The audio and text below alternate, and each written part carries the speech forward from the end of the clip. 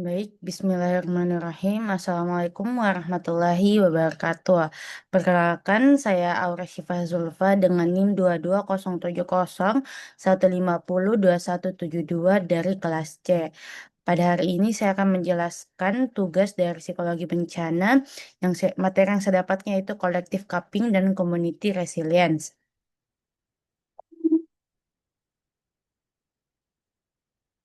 Eh, Materi yang pertama yaitu latar belakang konsep. Pandangan dalam psikologi bencana telah mengalami perubahan besar, bergeser dari penekanan pada kerentahan psikologis kolektif menuju pendekatan yang menyoroti kemampuan adaptif dalam hubungan sosial. Dalam perspektif tradisional, respon masyarakat terhadap situasi darurat sering dipersepsikan sebagai bentuk gangguan kolektif yang dicirikan oleh kepanikan massal, rasa tidak rasa tidak berdaya, dan potensi kerusuhan sosial. Namun, berbagai temuan empiris dari beragam peristiwa bencana menunjukkan bahwa para korban justru kerap menunjukkan solidaritas sosial, baik melalui bantuan emosional maupun praktis. Dan sebagai besar penyelamatan justru dilakukan oleh warga biasa, bukan oleh tenaga profesional. Perubahan cara pandang ini mendorong lahirnya konsep seperti collective coping dan community resilience yang mengakui kapasitas alami komunitas untuk bertahan dan menyesuaikan diri pasca bencana. Pendekatan ini menantang berbagai mitos bencana yang selama ini membentuk kebijakan dan praktik penanggulangan darurat serta mendorong strategi yang memperkuat daya lenting publik melalui pembentukan identitas kolektif dan kerjasama yang terkoordinasi.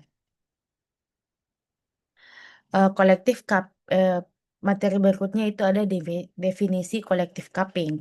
Kolektif coping merupakan suatu mekanisme penanganan stres di mana proses penilaian dan pengambilan tindakan terhadap masalah berlangsung dalam konteks relasi sosial. Dalam pendekatan ini, anggota komunitas memaknai peristiwa penuh tekanan sebagai tanggung jawab dan persoalan bersama, bukan semata-mata sebagai urusan individu atau pihak lain. Hal ini menjadi pembeda utama antara coping komunal dan coping berbasis dukungan sosial, yang biasanya mengacu pada strategi individual dengan melibatkan bantuan orang lain, namun tanpa melibatkan keterlibatan kolektif dalam menyelesaikan masalah. Coping komunal memiliki beberapa karakteristik utama, yaitu yang pertama adanya pengalaman bersama atau situasi stres. Yang kedua ada penilaian kolektif, yaitu melihat dan merespon stresor sebagai masalah kita. Dan yang ketiga ada proses berbagi sosial, di mana komunikasi menjadi elemen penting dalam membentuk penilaian bersama dan menghadapi tekanan serta ada yang keempat ada aktivasi hubungan sosial, yaitu keterlibatan aktif orang-orang dalam berbagai tanggung jawab dan bertindak secara bersama-sama dalam merespon situasi sulit. Berikutnya ada definisi community resilience. Resiliensi komunitas merujuk pada kemampuan kolektif suatu komunitas untuk merespon dan pulih dari gangguan, sembari tetap menjaga fungsi-fungsi utama dan kohesi sosial. Lebih dari sekedar kembali ke kondisi sebelum bencana atau bounce back, konsep ini juga mencakup potensi untuk mengalami perubahan positif setelah mengalami krisis. Resiliensi ini bersifat kompleks dan mencakup berbagai dimensi yang saling berkaitan, seperti aspek ekonomi, sosial, kelembagaan, infrastruktur, dan lingkungan. Pendekatan identitas sosial menawarkan landasan teoritis untuk memahami bagaimana resiliensi kolektif berbentuk. Eh, Resiliensi kolektif terbentuk. Pendekatan ini menekankan bahwa selain identitas pribadi, individu juga memiliki identitas sosial yang berbentuk dari keanggotaan mereka dalam kelompok dalam kelompok atau kategori sosial tertentu. Ketika seseorang mengidentifikasi dirinya dengan suatu kelompok, ia cenderung menyesuaikan perilaku, nilai, norma, dan emosinya dengan identitas tersebut. Dalam konteks bencana, identitas sosial yang dibagi bersama ini menjadi fondasi bagi munculnya solidaritas, bantuan timbal balik, dan koordinasi antar penyintas.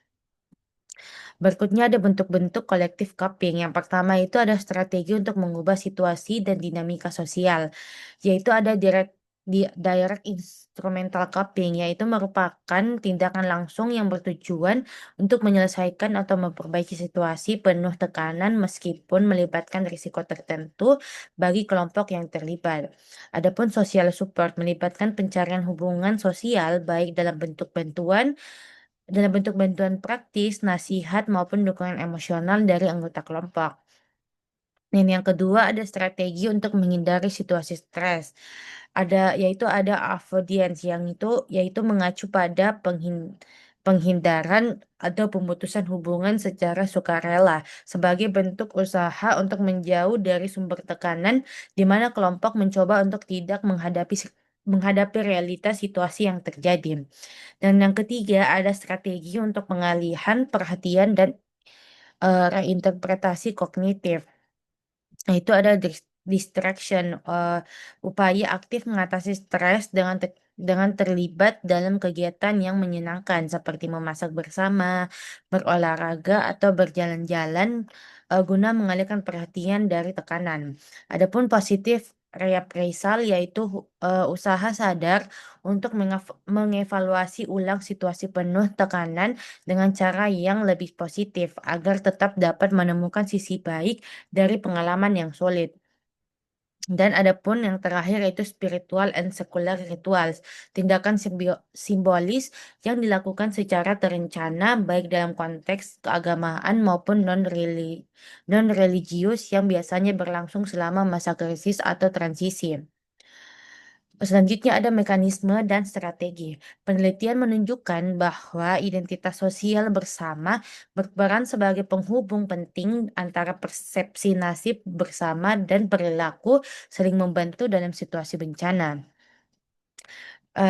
Juri pada tahun 2019 menemukan bahwa penyintas yang merasa memiliki keterikatan sosial yang kuat lebih cenderung menyadari ancaman bersama dan memberikan bantuan dibandingkan mereka yang merasa kurang terhubung. Dalam studi terhadap 1.240 penyintas gempa dan tsunami di di Chile pada tahun 2010 terungkap bahwa pap- terungkap bahwa paparan bencana mendorong munculnya persepsi nasib bersama yang kemudian meningkatkan identifikasi sosial dengan sesama korban.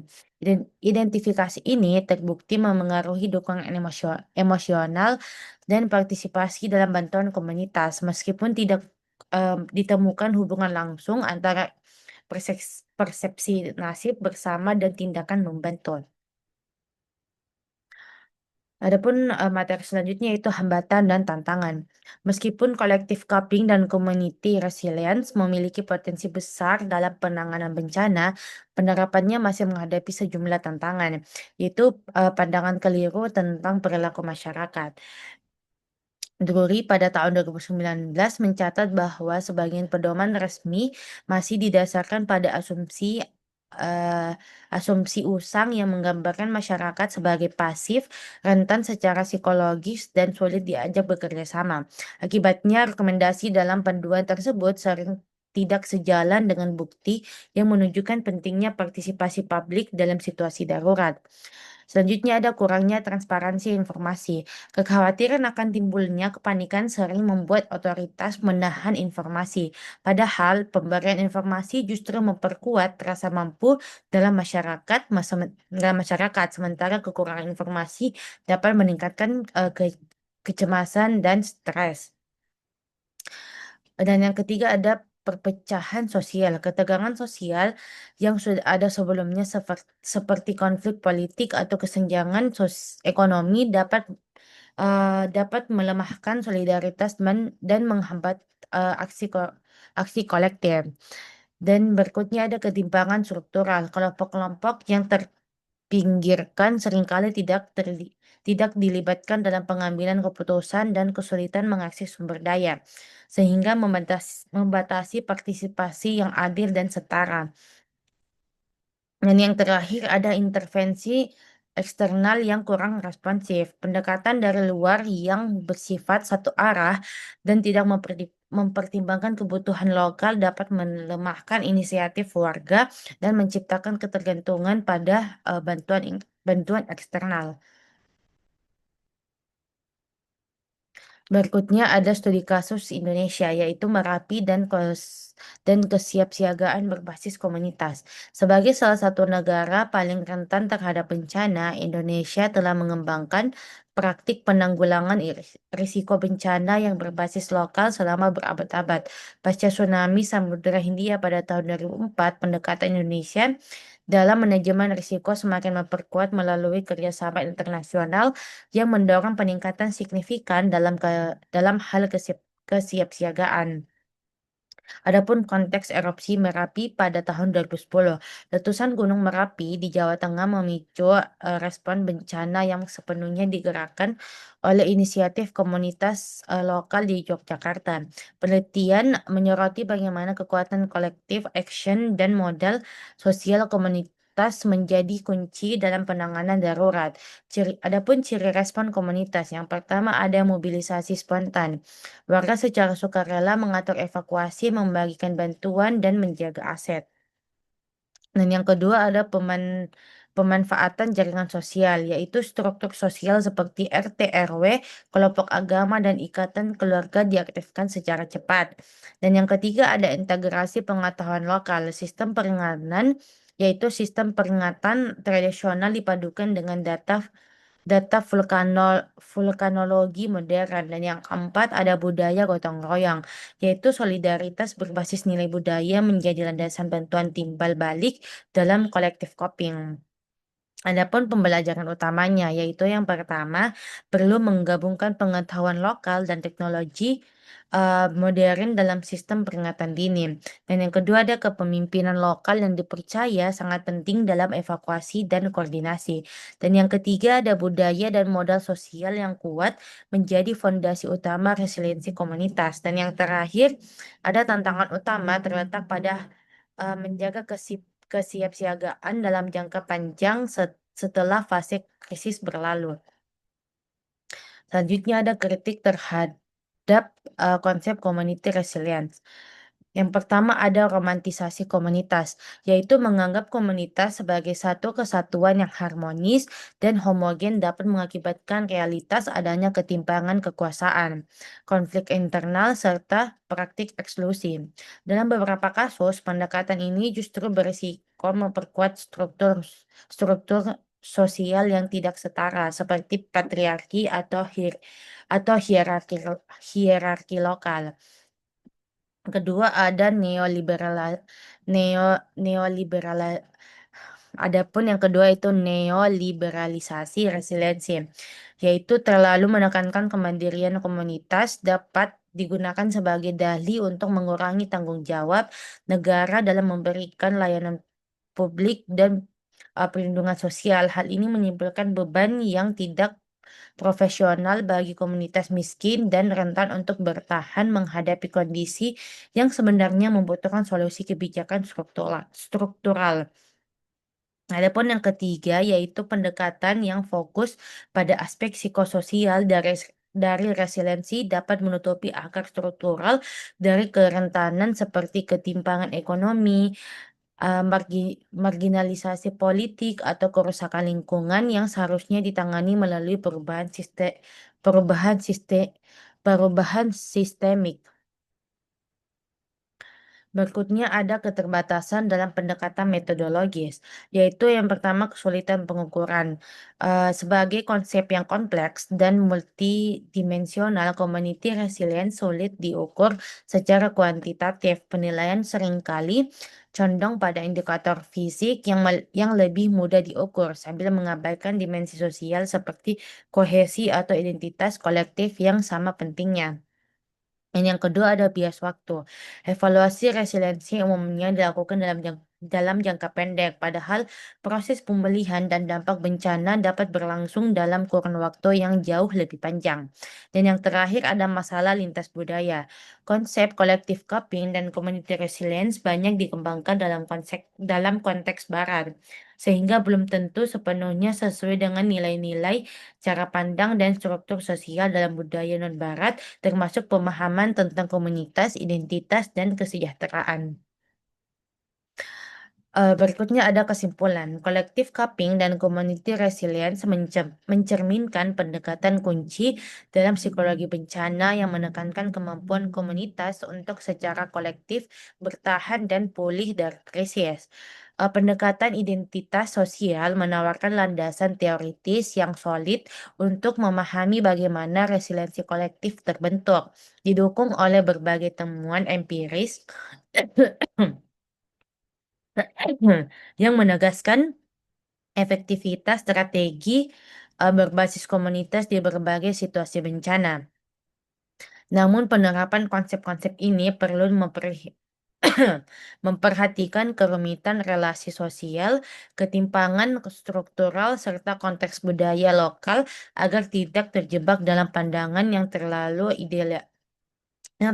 idealis atau mengabaikan dimensi politik dari kerentanan. Untuk itu, penelitian ke depan perlu merancang kerangka kerja yang lebih mendalam dalam kontekstual yang mengakui baik peran aktif komunitas maupun batas-batas struktural yang mereka hadapi.